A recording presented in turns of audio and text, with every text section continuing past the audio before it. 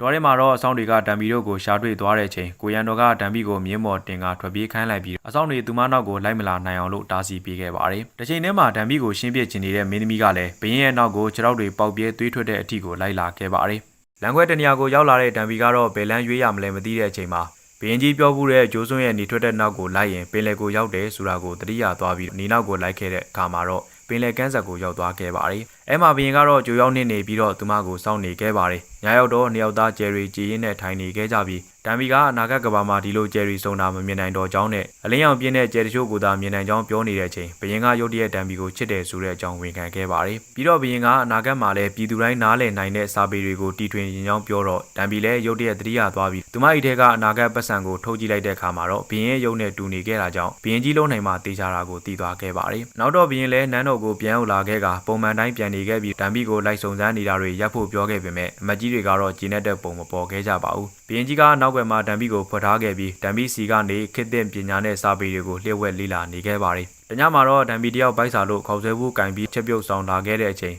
မင်းသမီးကသူမလိုညာဘက်မုတ်ခိုးစားနေတာတွေ့တော့အတူတူထိုင်ပြစ်သွားကြပြီးတော့သူမရဲ့ခေါက်ဆွဲဖို့ကိုပြုတ်ကျွေးလိုက်တဲ့အခါမှာတော့မင်းသမီးလည်းသူမခေါက်ဆွဲကိုကြိုက်သွားပြီးသူတို့နှစ်ယောက်လည်းခင်သွားခဲ့ပါတယ်။ရန်နေငယ်ကြမှာမင်းသမီးကဘရင်စီလာပြီးဘရင်နဲ့တံပီအကြောင်းကိုအကုန်တီချောင်းပြောပြီးတော့တံပီကဘရင်ရဲ့မိဖုရားဖြစ်တဲ့တယ်လို့တိုက်တွန်းခဲ့ပါတယ်။တစ်ဖက်မှာချက်ချင်းဆိုသလိုပဲတံပီကိုချွေရန်တွေကအလှတွေပြင်ပေးပြီးဝတ်စားတွေလဲပေးနေတော့ဘာဖြစ်နေမှန်းမသိပဲအံ့ဩနေခဲ့ပါတယ်။နောက်မှမိဖုရားကြီးကသူမကိုဘရင်နဲ့လက်ထပ်ပေးဖို့လုပ်နေတာမှန်းသိသွားတော့ကျောင်းသူပဲရှိသေးတဲ့တံပီလည်းလန့်ပြီးတော့ထွက်ပြေးပါတော့တယ်။တံပီထွက်ပြေးသွားတာကိုဘရင်ကြီးတွေ့သွားတော့နောက်ကနေလိုက်သွားပြီးသူမလက်ကိုဆွဲကခန်းတကန်းထဲကိုခေါ်လာခဲ့လိုက်ပါတယ်။မထိမတ်ဖေယောက်ျားယူရတော့မဲ့တံပီတယောက်အဟိပြီးတော့ဘရင်ကြီးကိုတငယ်ချင်းပဲဖြစ်မယ်လို့ပြောခဲ့ကြောင်းနဲ့သူမအသက်ကအခုမှ19နှစ်ပဲရှိသေးကြောင်းပြောတော့ဘရင်ကြီးကလည်း19နှစ်ဆိုတာအပြိုဖြစ်ပြီး3နှစ်တောင်ပိုကြီးနေပြီလို့စားတော့လိုက်ပြီးသူမကိုဘာမှမလုပ်ကြောင်းနဲ့တကယ်တော့သူ့မေမိဖုရားကြီးကအရန်ကောင်းပါတယ်သူဖြစ်တာကြောင့်ပတ်ဝန်းကျင်နဲ့တစ်တော်အောင်နေဖို့ပြောပါတယ်။တင်းမာကိုရန်တော်ကတံပီကိုသူမရဲ့အနာဂတ်ကဘာကိုပြန်သွားကျင်လာလို့မေးတော့တံပီလည်းသူမစိတ်တွေကိုဝေခွဲမရဖြစ်နေခဲ့ပါတယ်။အခန်းထဲမှာတယောက်တည်းတွေ့ဝေပြီးထိုင်နေတဲ့အချိန်မင်းသမီးရောက်လာပြီး